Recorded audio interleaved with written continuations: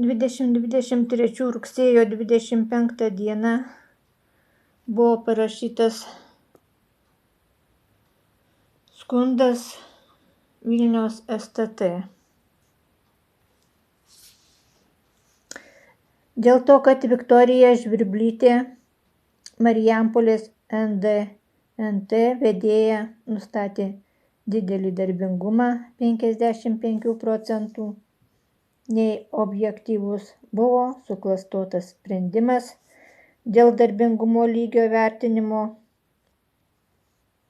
2023-06-28 numeris STS 3559 Marijampolė ir patvirtintos neteisingos vertinimo kriterijų neatitinkančios išvados dėl darbingumo lygio nustatymo. Viktorija Žvirblytė, NDNT vedėja, suklastojo dokumentus apie mano sveikatos būklę. Remiantis suklastotais dokumentais buvo patvirtinta neteisingos ir nustatytos kriterijų neatitinkančios išvados dėl darbingumo lygio.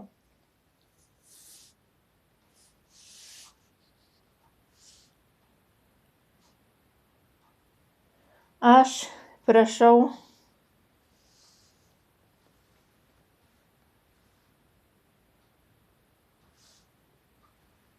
patikrinti šią Marijampolės NDNT vedėją, jos klastojimus dokumentus apie mano sveikatą ir išaiškinti, kodėl klastojo sveikatos dokumentus, jais disponavo, vykdė nusikalstamą veiką ir atima kiekvieną mėnesį po 170 eurų.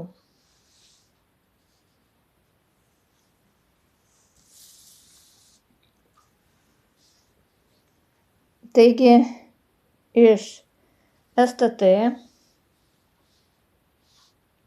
Vilnius Jakšto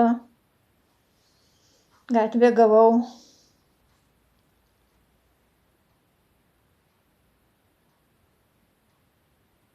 automatinį pranešimą.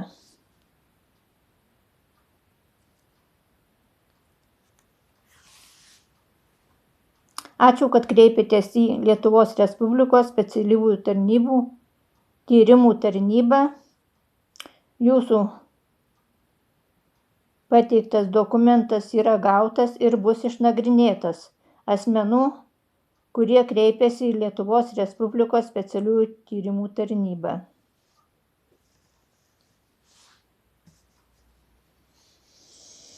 O pranešimų nagrinėjimo skyriaus viršininkas Mikas Bukauskas. Taigi negalima slėpti Vilniaus STT žmonių, kurie dirba Jakšto gatvėje. Aš perskaičiau ne tik pranešimų nagrinėjimo skyriaus viršininko pavardę Mikas Bukauskas ir perskaitysiu pareigūnų, kurie įrašyti.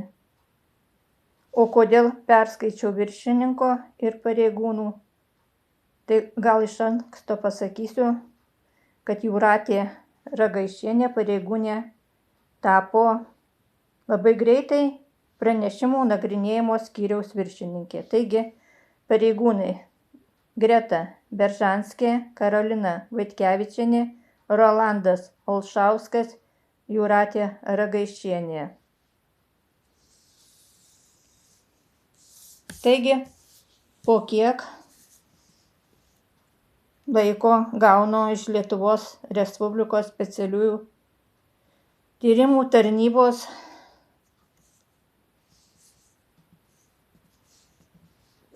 pažiūrėkite, aš jums parodau, kaip mano skundą tapusi pranešimų nagrinėjimo skyriaus viršininko pareigose tapusi Jūratė Ragaišienė, kaip mano skundą pakeitė.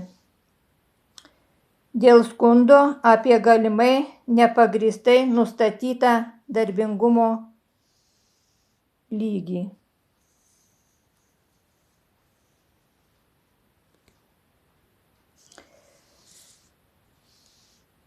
Pranešimų nagrinėjimo skyriaus viršininkė Jūratė Ragaišienė mano skundą visiškai pakeitė. Aš jums perskaičiau pradžioj, koks mano buvo skundas. Skundą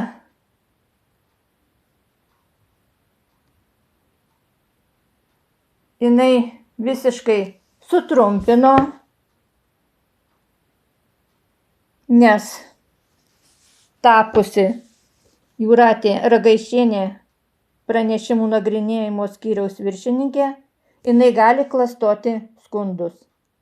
Aš manau, negali niekas skundų klastoti, bet Jūratė Ragaišienė, aš nežinau, kas ją paskyrė taip greitai pranešimų nagrinėjimo skyriaus viršininkę. Aš taip galvoju, kad ją paskyrė pranešimų nagrinėjimo skyriaus viršininkas Mikas Bukauskas. Jis nenorėjo mano skundo klastoti ir juo disponuoti, tai paskyrė ją laikinai, o jinai pranešimų nagrinėjimo skyriaus viršininkė Jūratė Ragaišienė. Jinai mano skundą suklastojo, jinai mano skundų disponuoja, jinai vykdo nusikalstamą veiką, o disponuoja todėl, kad jinai mano šitą skundą suklastotą, kur jinai suklastojo, persiuntė neįgalumo ir darbingumo nustatymo tarnybai prie Socialinės apsaugos ir darbo ministerijos. Nors skundą turėjo tirti STT. Taigi, suklastotą skundą Jūratė Ragaišienė perdavė neįgalumo ir darbingumo nustatymo tarnybai prie Socialinės apsaugos ir darbo ministerijos. Taigi, kitam vaizdelį parodysiu, kaip